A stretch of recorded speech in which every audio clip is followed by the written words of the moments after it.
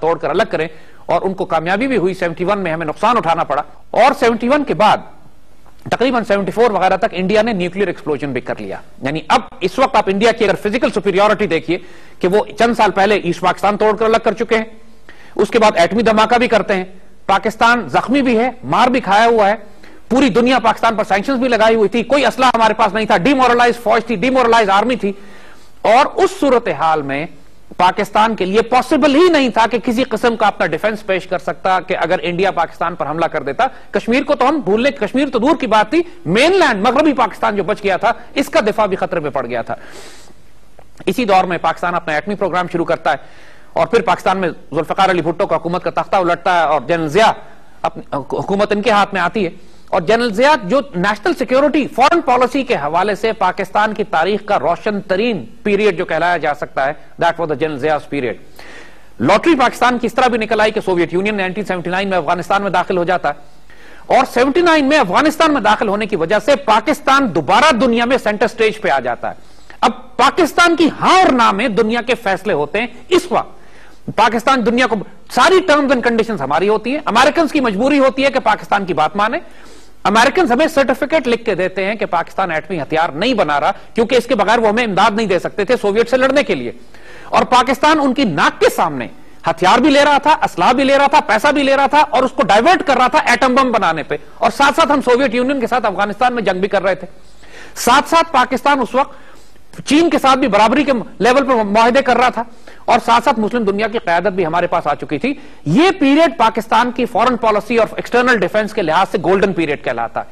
हमने पूरी 80 की दहाई में, यह वो वक्त था कि जब हमने 1971 का बदला लेना शुरू किया इंडिया से, सिखों की तहरीक बिल्ड की, इसी वक्त कश्मीरी जिहाद को दोबारा बिल्ड किया गया, Nagas, Assam, Naxalites, Maoist north east में, इंडिया के मुख्तलिफ हिस्सों में जो एग्जिस्टिंग तहरीक आजादियां मौजूद थी उनको इमदाद दी गई। श्रीलंका की मदद की गई कि तामिल टाइगर्स का मुकाबला करें, क्योंकि इंडियन श्रीलंका के खिलाफ एक जंग जो बर्पा कर रहे थे।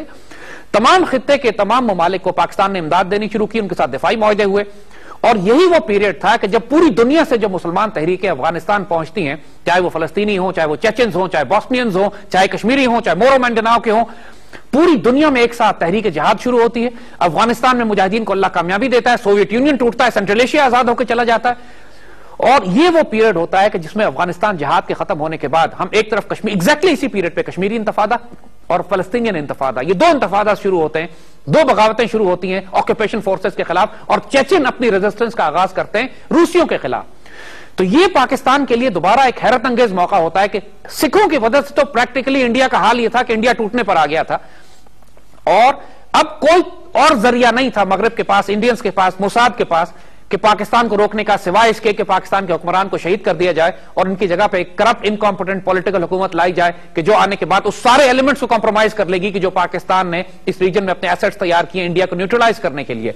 नतीजतन ये कंफर्म्ड और डॉक्यूमेंटेड बात है कि इसराइली मोसाद और इंडियन रॉ ने मिलकर जनरल जिया के प्लेन को क्रैश कराया। पाकिस्तान के अंदर भी गद्दार मौजूद थे, लेकिन American ambassador to Delhi John Gunter Dean, उसने एक्नॉलेज किया इस बात को कि रॉ के प्लान और मोसाद ने मिलकर जनरल जिया को क्रैश किया।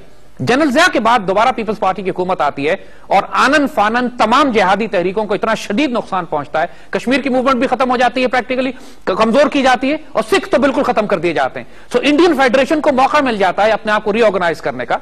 मगर कश्मीरी बहरहाल एक जज्बे के साथ कई बरस तक अपनी कैंपेन को बिल्ड करते हैं। इंडिया के लिए यह सबसे नाजुक मौका था। 98-99 में पाकिस्तान ने एटमी धमाका भी कर लिया, so now we became a super power also. और रियासती सतह पर यह बात अब पाकिस्तानी उम्मीद करने लगे थे कि जब कश्मीरी रेजिस्टेंस बिल्ड हो चुकी थी अपने उरूज पे, पाकिस्तान एक एटमी ताकत भी बन चुका था, अब हम 1971 का बदला लेने के काबिल भी थे, और जो एक नजर आ रहा था यह बात कि शायद हम कश्मीर में एक फिजिकल मिलिट्री इंटरवेंशन के जरिए कब्जा कर सकें।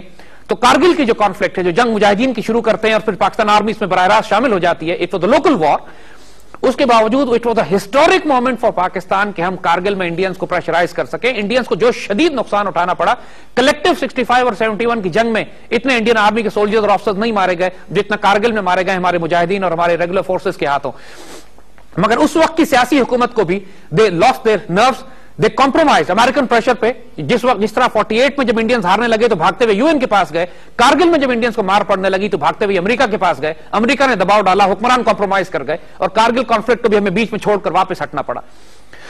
अगेन तारीखी मौका हमने जाया किया। मगर Indians got a bloody nose जो कहते हैं। 2009-11 के बाद, 2001 के बाद तो प्रैक्टिकली पाकिस्तान की फॉरेन पॉलिसी ही तब्दील होकर रह गई। उससे पहले जो पाकिस्तान का फोकस कश्मीर पे या इंडिया की तरफ था, वो सारा फोकस तब्दील होकर अफगानिस्तान चला गया। हमको अपनी कई लाख फौजें अफगानिस्तान के साथ लगानी पड़ी, इंडिया के बॉर्डर की तरफ से हमने फौजें हटाई। इंडिया ने यह मौका गनीमत जाना। इंडियंस ने यह समझा कि अगर पाकिस्तान ने, क्योंकि अमेरिकन प्रेशर है, पाकिस्तान ने सारा फोकस अफगानिस्तान की तरफ कर लिया है, तो इस वक्त इंडिया एक्सपेक्टेड कि उसके पास मौका है कि वो बराह रास्त पाकिस्तान पर इन्वेजन करके, हमला करके पाकिस्तान को तोड़ दे। आपको याद होगा कि 2002 में एक धमाके के बाद कश्मीर में या इंडिया में कुछ पार्लियामेंट पे उनके हमला होता है और उसके बाद एक स्टैंड ऑफ होता है इंडिया और पाकिस्तान के दरमियान। इंडिया पूरी फौजें लाके पाकिस्तान की सरहद पे खड़ा कर देता है और दो न्यूक्लियर ममालिक, तकरीबन 11 लाख फौजें आमने सामने एक साल तक eyeball to eyeball खड़ी रहती हैं और खतरा यही होता है कि किसी लम्हे एक न्यूक्लियर वॉर शुरू हो जाएगी। ये 2002 में इंडियंस ने उस वक्त इनिशिएटिव लिया, उस वक्त थ्रेट किया पाकिस्तान को कि जब हमारी तवज्जो थी अफगानिस्तान की तरफ हो गई थी। तो ये बात बिल्कुल डिसाइसिवली तय है कि इंडियंस किसी सूरत में भी कोई मौका अगर उनको मिलेगा तो छोड़ने वाले नहीं है।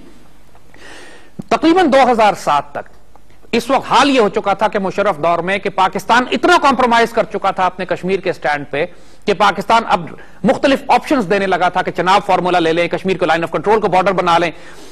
जो कश्मीर की तहरीक आजादी है उसको कॉम्प्रोमाइज कर दिया गया। इंडिया ने फेंस लगानी शुरू कर दी लाइन ऑफ कंट्रोल पे। देखिए, लाइन ऑफ कंट्रोल के बारे में एक बात याद रखिएगा कि line of control is not international border. Line of control is line of control. जिसका 60 साल से यह हो रहा है कि यहां पे झड़पें हो रही हैं, यहां पे क्लैशेस हो रहे हैं, जिस मुल्क का बस चलता है, जिस पहाड़ी चौकी को चाहता है पकड़ लेता है, किसी किस्म का कोई लॉ वहां पे नहीं है। It is not a border, it is a line of control. लिहाजा अगर कारगिल होता है और हम फौजें अंदर जाती हैं हमारी तरफ से या उनके लोग हमारी पोस्टों पर कब्जा करते हैं तो ये एक्सेप्टेड नॉर्म है। हर रोज आपस में क्लैशेस होते हैं, फायरिंग होती है, एक दूसरे के लोग मारे जाते हैं और ये पिछले 63 साल से हो रहा है। इंडिया का जहां तक ताल्लुक है, उसने इसराइल की मदद से ड्रोन्स लिए, बड़े हेरॉन और सर्चर जो Israeli state of the art drones हैं, पूरे बॉर्डर के ऊपर सर्वेलेंस रेडार्स लगाए, फेंसिंग लगाई, मल्टीपल लेयर्स ऑफ फेंसिंग लगाई और मुकम्मल तौर पर सील कर दिया कश्मीर बॉर्डर को कि अब पाकिस्तान की तरफ से तो पॉसिबिलिटी नहीं थी किसी मुजाहिद के अंदर जा सकते। खुद कश्मीर के अंदर हाल यह था कि 80,000 से ज्यादा मुसलमानों को शहीद किया जा चुका है। दुनिया का सबसे बड़ा प्रिजन कहलाता है कश्मीर, जो सिविलियन टू ट्रूप्स रेशो है वहां पे, यानी 35 लाख की अगर आबादी है तो 7 लाख फौज वहां मौजूद है। हर 5 सिविलियन के ऊपर एक इंडियन सोल्जर या पैरामिलिट्री या पुलिस का सिपाही खड़ा हुआ है। पूरी दुनिया में कहीं इतना सिविलियन टू ट्रूप रेशो नहीं है और इसके बावजूद तहरीक आजादी खत्म होने में नहीं आ रही। इस दफा 14 अगस्त को जितना बड़ा पाकिस्तान में जुलूस निकाले गए, इससे ज्यादा बड़े जुलूस ऑक्यूपाइड कश्मीर में निकाले गए और पूरे हिंदुस्तान पे लाखों की तादाद में पाकिस्तान के झंडे लगे हुए थे। सो ये बात बिल्कुल एक डिसाइसिव हो चुकी है कि कश्मीर के रेजिस्टेंस को दबाया नहीं जा सकता।